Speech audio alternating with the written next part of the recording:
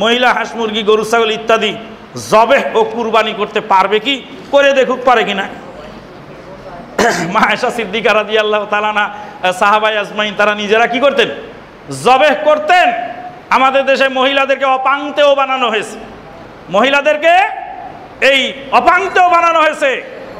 European স্টাইলে, European কৃষ্টি কালচারে সর্বপ্রথম ফ্রান্সিরা মহিলাদেরকে নির্যাতন করেছে।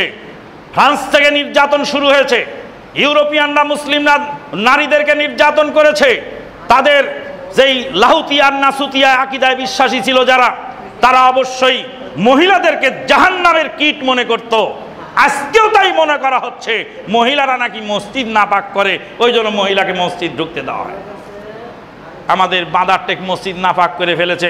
এক মুফতি এসে বললেন তোমার মসজিদ নাপাক করেছে। বললাম কে নাপাক করেছে, কার মসজিদ? বলে আপনাদের মসজিদ নাপাক করেছে মহিলারা। বললাম আমাদের মসজিদ আমাদের মহিলা নাপাক করেছে, তোমার সমস্যা কি? বলে তোমাদের মহিলাদের দেখা দেখি আমাদের মহিলারাও তোমাদের এখানে আসে।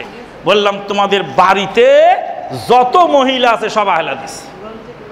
মহিলারা কি আহলে হাদিস? বুকে মাথায় কোথায়? হাত মাথায় কোথায়?